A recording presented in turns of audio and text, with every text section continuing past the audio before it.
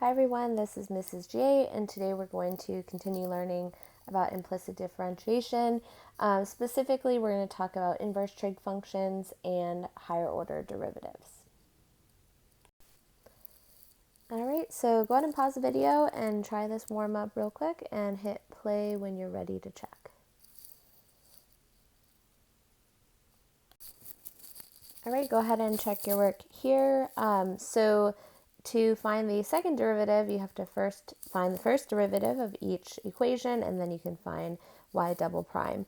So just be careful for part A, you do need to do product and chain rule for e to the 2x, giving you this first derivative, and then to find the second derivative, again here you need to do product as well as chain rule for e to the 2x, and this is also chain rule for e to the 2x.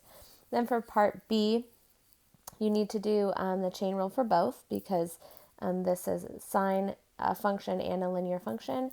Same here, except this one you start with that power rule because it's like your quadratic function is the outer function, secant is the inner function. And then you can simplify here. And then to take the second derivative, you will need to do chain rule again here. And then this portion you do need to do product as well as chain for secant squared. So definitely a lot to keep track of. So again, just take your time, make sure you're going one step at a time, and make sure to keep your work organized. All right, so now we're going to try to find higher order derivatives using implicit differentiation.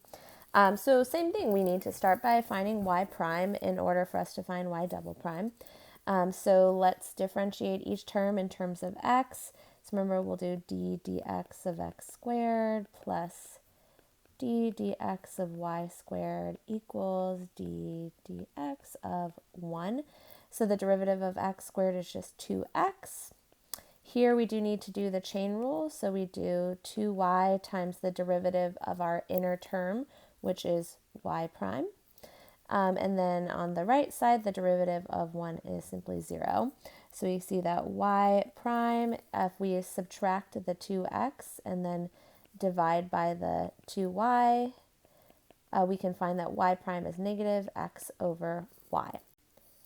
So now to find our second derivative, we simply take the derivative of our first derivative.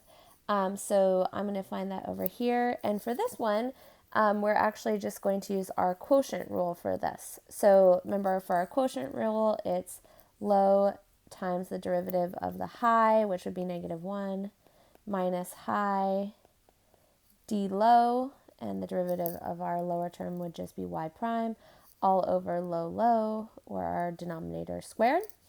So let's simplify this a little bit. So here we have positive xy prime minus y over y squared. So now we just need to make sure that our derivative is only in terms of x and y, so we don't want to have y prime at all. So we can do some substitution. So we know that y prime is equal to negative x over y. So I'm going to substitute that right here. So y double prime is x times negative x over y minus y over y squared. And then we're just going to work on simplifying this a little bit. So we have negative x squared over y minus y all over y squared. From here we can combine the terms in our numerator. So in order to do that, we would need the common denominator of y. So I need to multiply this by y over y. So that becomes negative x squared minus y squared. And then it'd be all over y, which I can just move down to the denominator. So it becomes y cubed in our denominator. And then one extra thing we could do to help us simplify, which is simple enough. If you look at this term y squared right here, we know from the original equation, if you solve for y squared here, we know that y squared is equal to 1 minus x squared. So we can actually substitute that in. So we have negative x squared minus 1 minus x squared. And you'll see here that our x squared terms actually cancel out because we have negative x squared plus x squared. So we are just left with the second derivative of negative 1 over y cubed. So it's always good to kind of look for quick and easy ways that we can substitute from our original equation to help us simplify even more. All right, let's try another one together. So again, we're finding the second derivative. So let's start by finding the first derivative using implicit differentiation. So if I differentiate this first term, we get 6x squared. And then for the second term, we need to use that chain rule. So it becomes negative 6y times the derivative of our inner function, which is just y prime, or we could say dy dx. And on the right side, the derivative of 7 is just 0.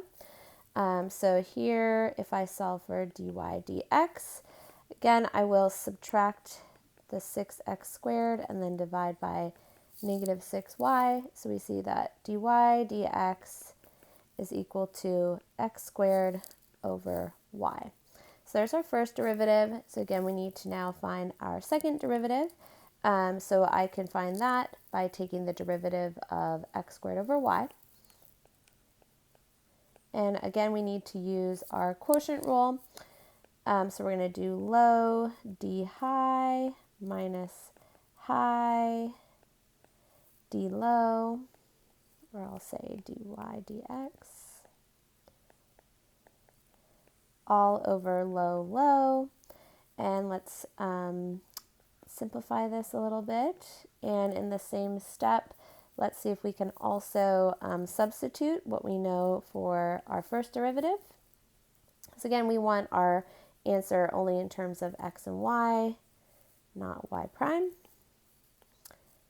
So here we get 2xy minus x squared times x squared over y, all over y squared.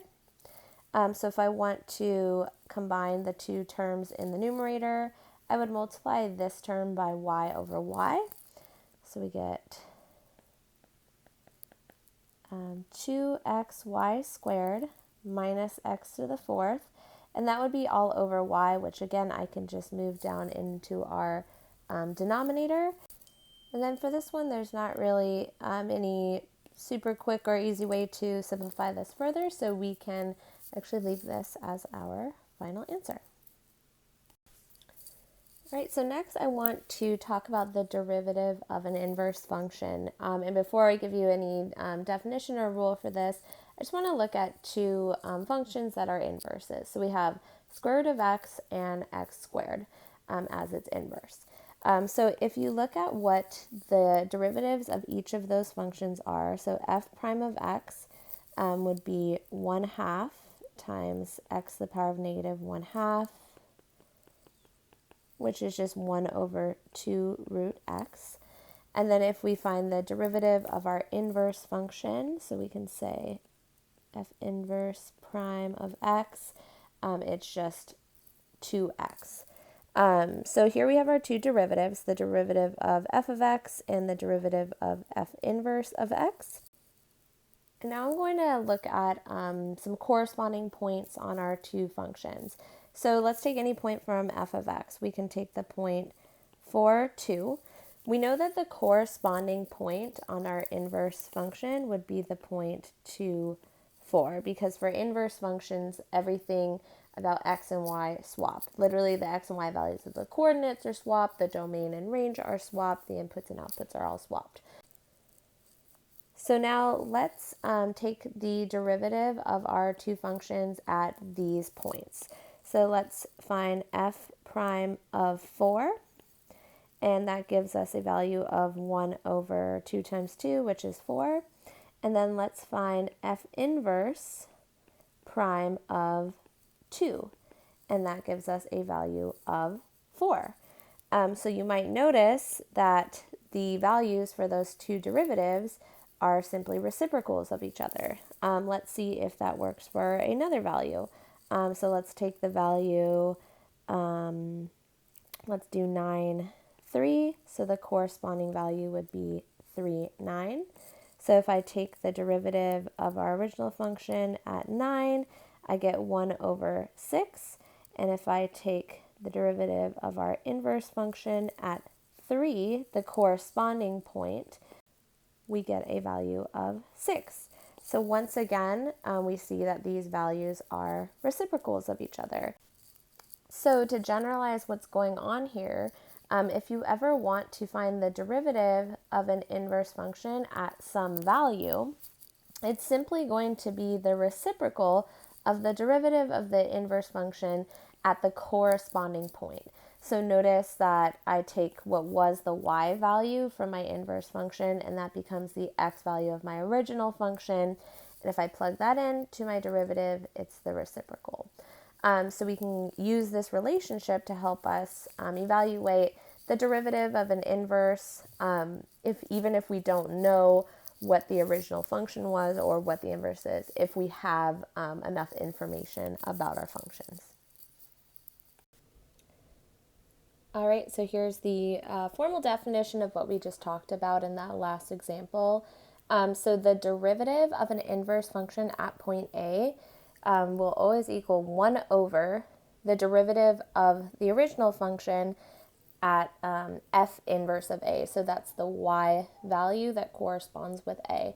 So again, this A value is the x value on inverse, on our inverse function, which would be the y value of our, I'll call it the original function. There's really no original or second, but the non-inverse. And then here, this one here, f inverse of A just means the y value of the inverse, which would be the x value of original. So again, you're really just looking for that corresponding point that goes with the other function, and then you'll evaluate 1 over f prime of that value. All right, so let's look at this next example together. So here we have g of x is this function, and we're told that f of x is g inverse of x. So we know f of x and g of x are inverses of each other. And we know that f of 2 is 1, and we want to find the value of f prime of 2. So we obviously don't know what the function is for f of x, so we can use that rule that we just learned to help us evaluate f prime of 2. So here's what we know. We know for the function f of x, we have the coordinate 2, 1. So that means for the function g of x, which is its inverse, we have the point 1, 2. So to find f prime of 2, it's going to be 1 over g prime of 1. So you take the inverse function here, whatever the inverse of this is, that's what you'll use here. So if I'm doing f prime here, we're going to use g prime here. And if we're using the point 2, 1, we want to use the corresponding point on our inverse function, so that would be 1, 2. So we take the x value of the corresponding function. And then this is something we can find because we know what g of x is. So let's start by finding what g prime of x is. So we can use our power rule. So we see that g prime of 1 is equal to 4, 3 times 1 plus 1. So that means that f prime of 2 is 1 over 4. So again, we're just doing 1 over the derivative of our inverse function at the corresponding x value. So you have to find that other point, and it's the corresponding x value, which would be the y value from our other function. All right, let's try another one together. So here we're given a function, f of x, and we want to find f inverse prime of 2.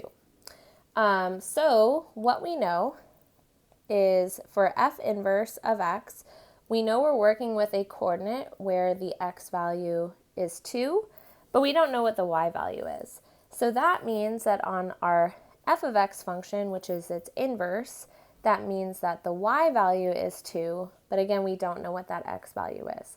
So the first thing we need to do is figure out what this missing value is, because we need it to find f inverse prime of 2. So what we can do, given what we have, is we can actually take 2 and substitute it into f of x, and we can actually solve for x. So let's start by doing that.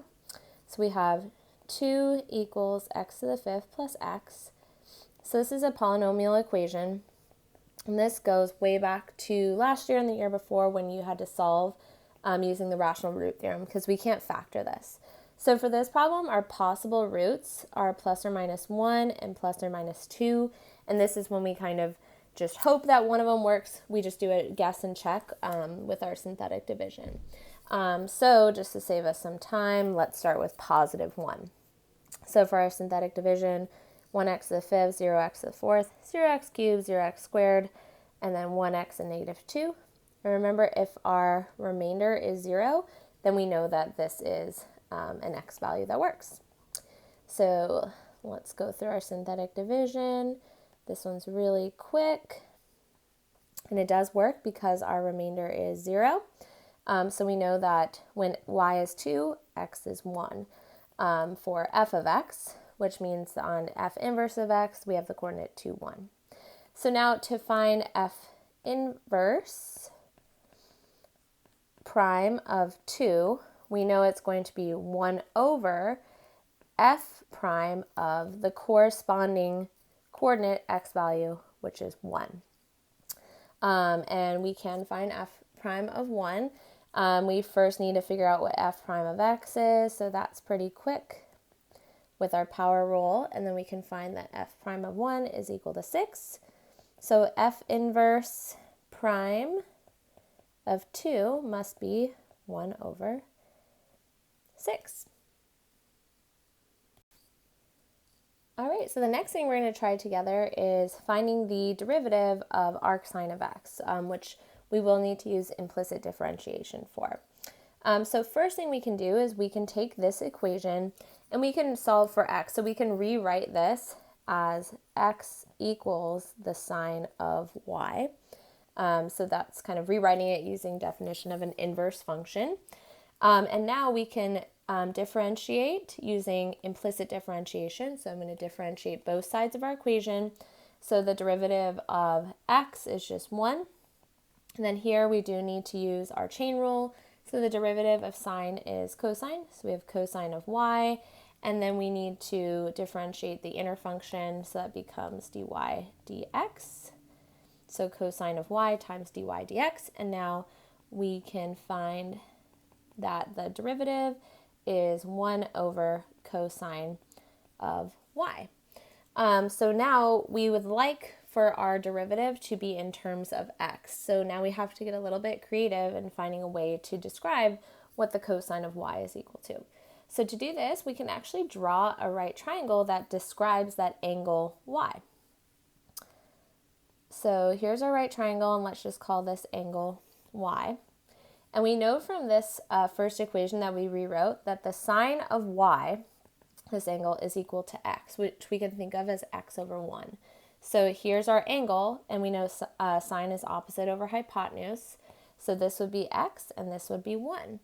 And using Pythagorean theorem, we would know that this missing leg would be square root of 1 minus x squared.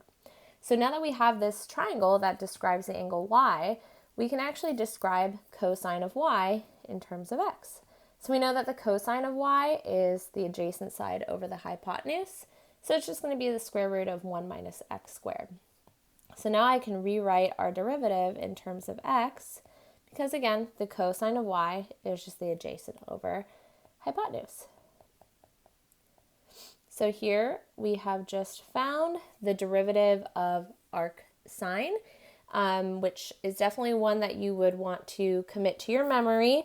We are going to want to memorize all of our inverse trig derivatives.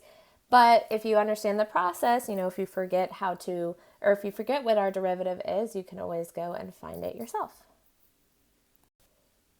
Now I'm wondering if you can use that same process to try to find the derivative of arctangent. So go ahead and pause the video and try this one on your own.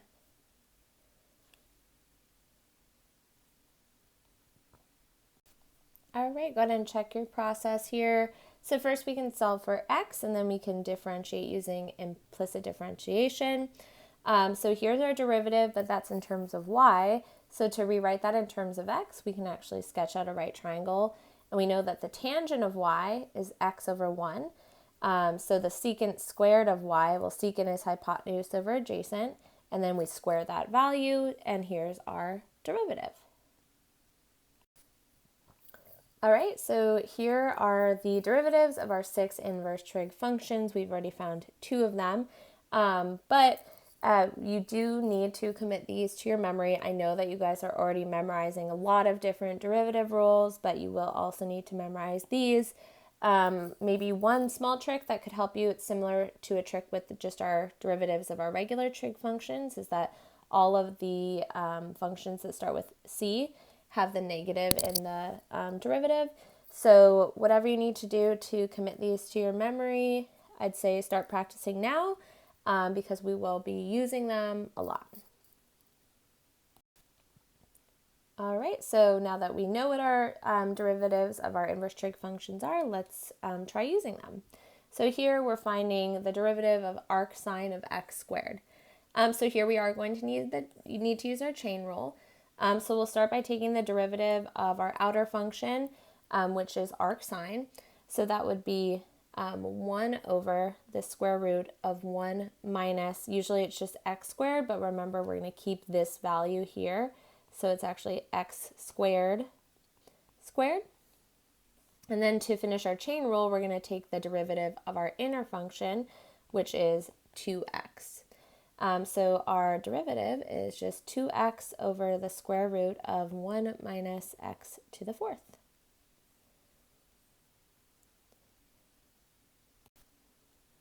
All right, let's have a look at part B. So again, we are going to need to use our chain rule here. So we're going to start by taking the derivative of our outer function.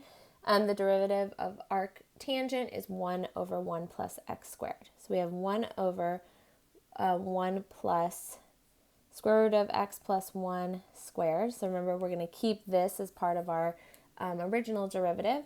And then to complete our chain rule, we're going to take the derivative of the inner function, which remember, we can think of this as x plus 1 to the power of 1/2. So that becomes times 1/2 x plus 1 to the negative 1/2. From here, it's just a matter of simplifying. So we can start with simplifying this to 1 plus x plus 1. So I'm squaring our radical. And then we have times 1 over 2 times the square root of x plus 1. So we could just say that this overall derivative is 2 times x plus 2 times the square root of x plus 1. There you have it. All right, so I have one for you to try on your own. So go ahead and pause the video and give it a shot.